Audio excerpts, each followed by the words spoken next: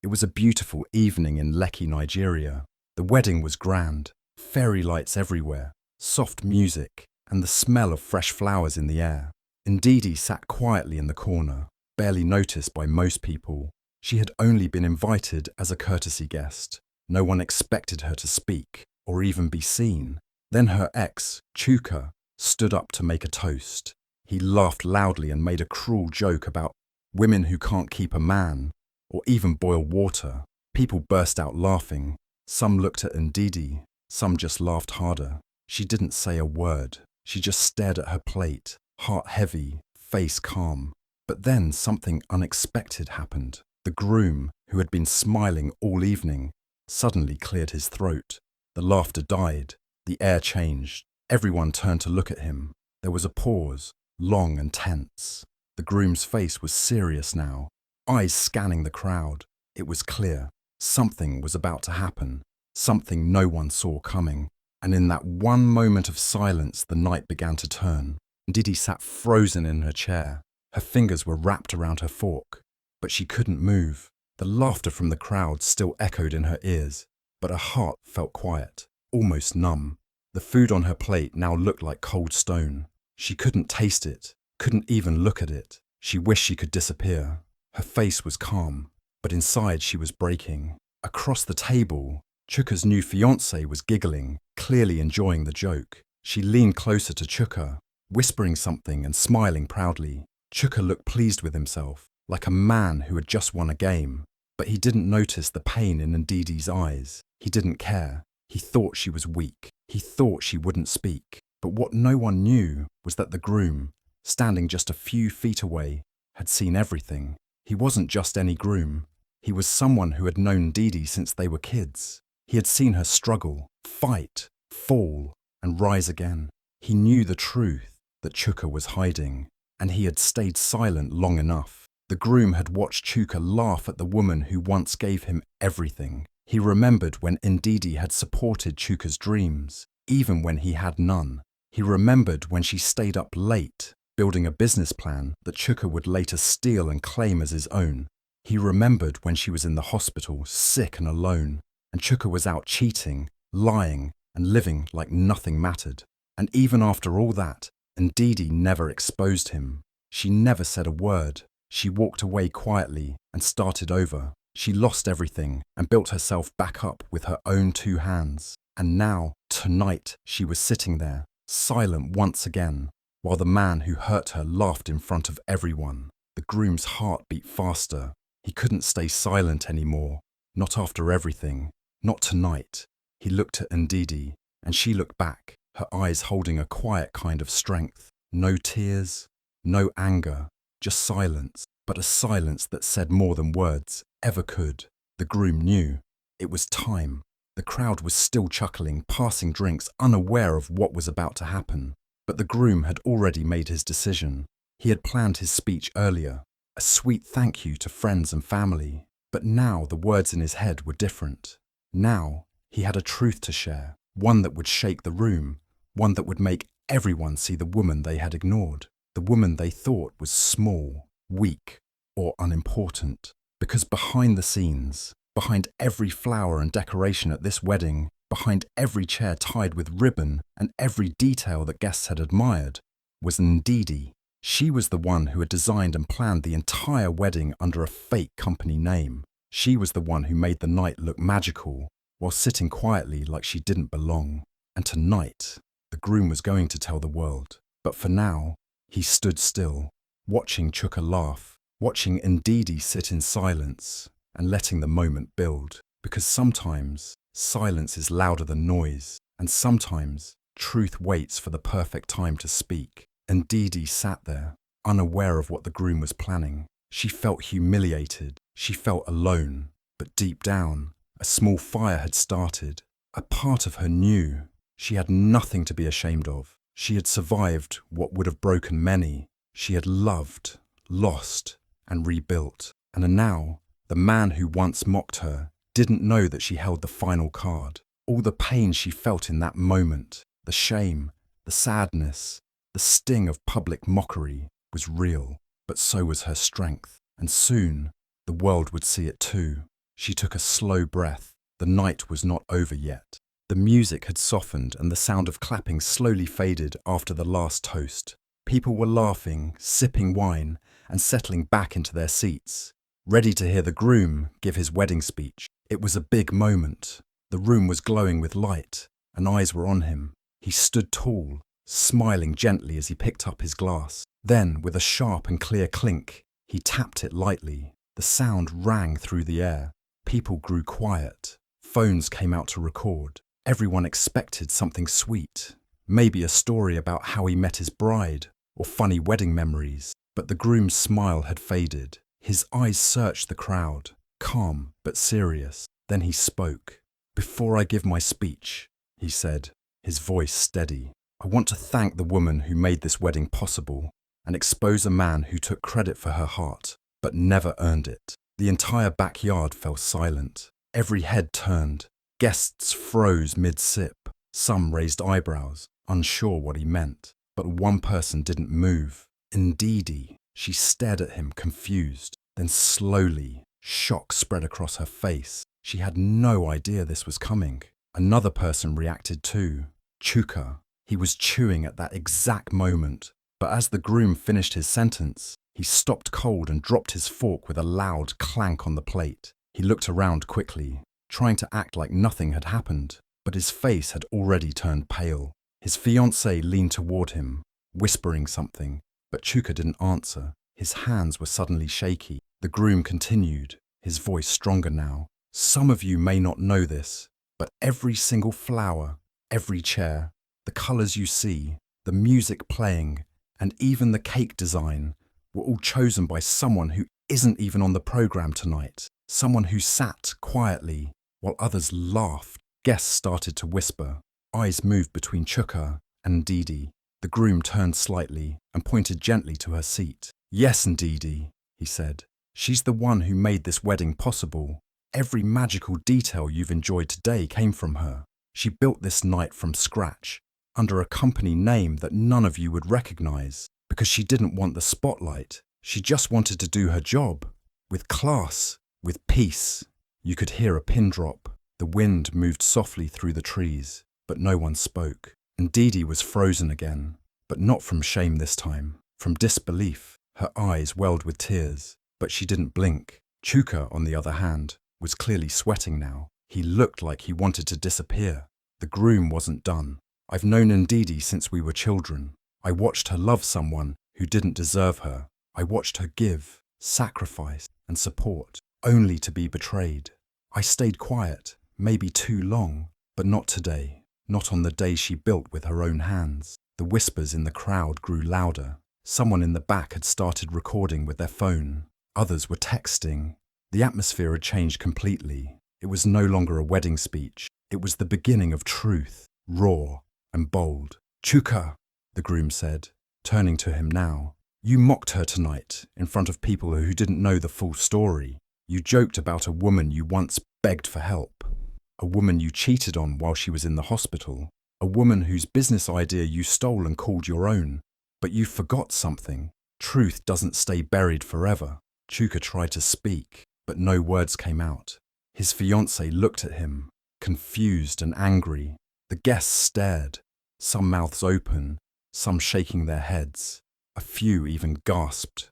The groom let the silence grow again. Then he raised his glass just slightly. To Ndidi, for being more than they ever saw, for building beauty out of pain, for doing it all without applause. Until now, there was a pause, and then someone clapped, then another and another. The sound grew louder until half the guests were standing. Ndidi sat still, eyes wide, hands shaking, but slowly she began to smile.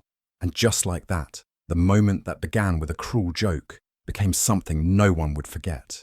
The groom had used his voice, not for himself, but for someone who had been voiceless too long. And the truth, it had finally found its way into the light. The groom stood tall, the microphone still in his hand, his voice calm, but filled with strength. The crowd had gone completely silent. Some people were already recording.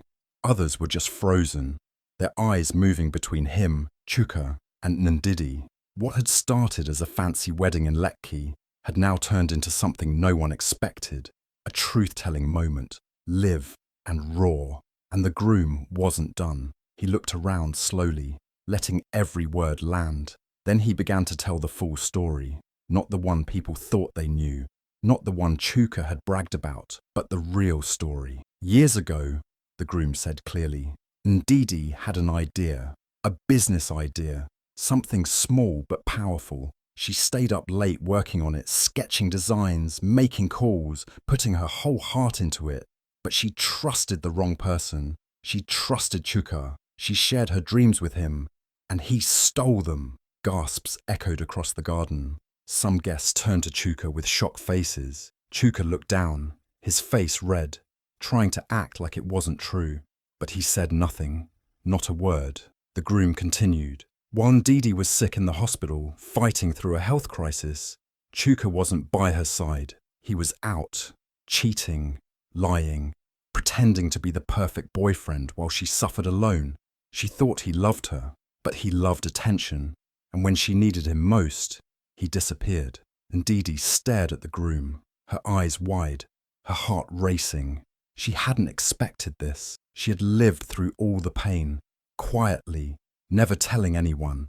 She just left quietly and started her life over.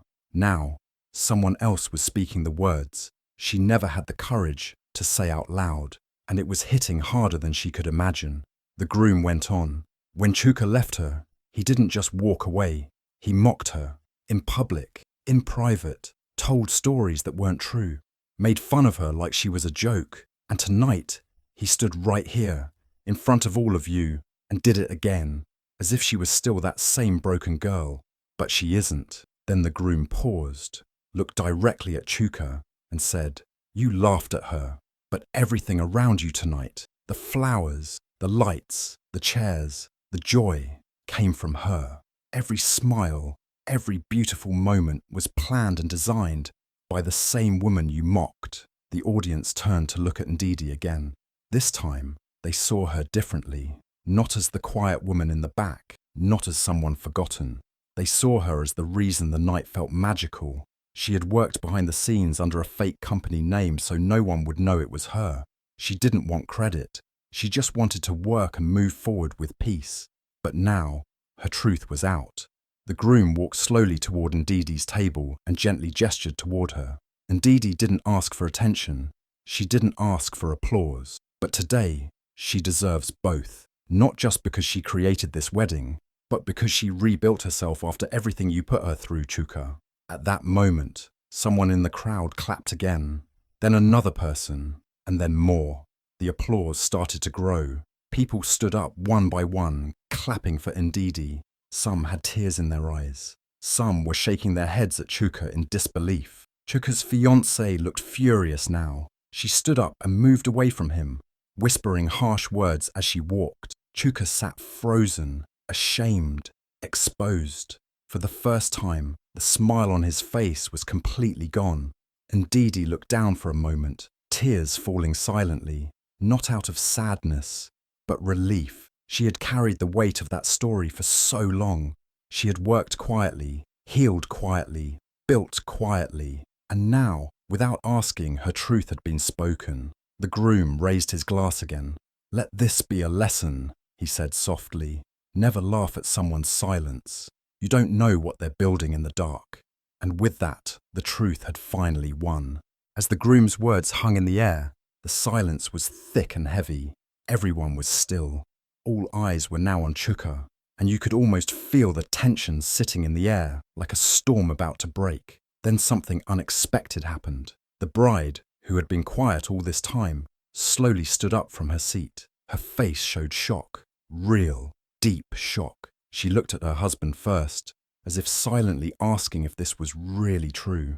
Then she turned toward Chuka, her expression changing from confusion to disbelief. The man they had all trusted, laughed with, toasted with, was now standing exposed in front of everyone. Chuka tried to laugh it off. He stammered, waved his hand like he was brushing away a silly rumor. That's not true, he said weakly, his voice shaky. He's exaggerating. You don't even know the full story. But his words didn't land. No one was laughing with him now. People were watching closely, waiting, and then came the final blow. The groom walked over to a small table and picked up a remote. A projector screen rolled down slowly, and with a simple click, images began to appear. Real images, evidence. The first slide showed a screenshot of a business plan, the original one that Ndidi had created. Her name and ideas were all over it. Then another slide came up, emails between Chuka and a vendor, where he used Ndidi's ideas and took credit for them. Then another, screenshots of texts Chuka had sent during the time Ndidi was sick, joking with another woman and clearly cheating.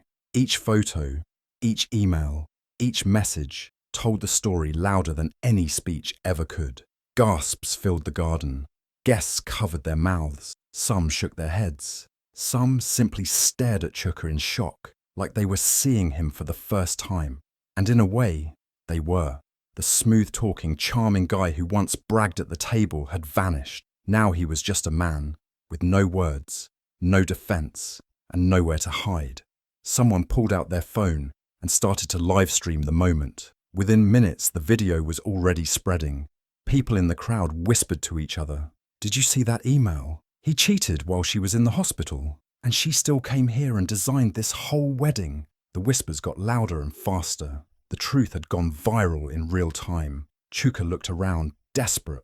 "This is out of context," he tried to say, but his voice cracked. "It's not what it looks like." But no one was buying it. The bride slowly sat back down, her face blank, like she had just been hit with cold water. She didn't say a word to him, not even a glance. That silence spoke louder than any argument. Chuka's fiancée, who had laughed earlier at his cruel joke, now looked like she wanted the ground to open up and swallow her. She stood up quickly and walked away from the table without saying a word. Her face was red with embarrassment. She couldn't even look at him. Meanwhile, Ndidi stayed seated, calm and still. She wasn't smiling. She wasn't gloating. She just watched, quiet and steady, like someone who had seen this day coming. And in truth, maybe she had. Not in this exact way, but deep down, she had always known that truth doesn't stay hidden forever. She had just waited, and now the moment had arrived. Chuka's face was wet now, not from tears, but from sweat. He wiped his forehead with a napkin, then looked at the crowd like he wanted someone, anyone, to save him. But no one moved. The same people who had laughed with him earlier were now leaning away. No one wanted to be seen on his side. The groom clicked one final slide, an invoice. It was from the wedding planning company. But at the bottom, under the small print, was the registered name, Ndidi's name. Everyone gasped again. The fake company name she had used was just a cover. She had done it all, and hidden her identity, just to stay professional, just to stay away from drama. But the truth had found her anyway, and tonight it was louder than any lie. By now the guests were already typing, already sharing the story online. Some were recording the screen, others were whispering, "This wedding just became a movie." But Chuka was no longer the confident man at the table. He was sweating, shaking, and completely alone. The bride, still seated, leaned toward the groom and whispered something in his ear. He nodded gently. The room didn't know what was said, but the look in her eyes said it all. Respect, not just for the groom, but for Ndidi, the woman who had taken every hit and still stood tall. And just like that, the laughter Chuka once enjoyed had disappeared, replaced by truth, silence, and the sound of 100 eyes turning away from him. This wedding was no longer just about love. It had become something bigger, a moment of justice, of truth, and of a quiet woman finally being seen. Ndidi didn't cry. She didn't shout. She didn't try to explain herself or argue. She just took a deep breath, slowly stood up, and straightened her back. Her face was calm, but powerful. Every eye in the room followed her. The same people who had once ignored her or whispered about her were now standing in awe. She walked slowly across the garden, each step strong, her head held high. When she reached the groom, she paused and gave him a warm, thankful hug. It was quiet, but full of meaning. Two childhood friends who had seen each other grow and now stand for truth. Then she turned to the mic. She didn't give a long speech. She didn't talk about pain or betrayal. She just leaned in and said one line. Her voice was clear, steady, and unforgettable. Respect the silent ones. We build louder than we speak. And with that, she handed the mic back and walked out, without looking back. The garden was still. Then slowly, people began to clap. One by one, they stood up. The applause grew louder and louder until it filled the entire space. And somewhere, someone posted the moment online. Within 3 hours, the video had gone viral. And Dee Dee didn't just walk out of that wedding. She walked into history.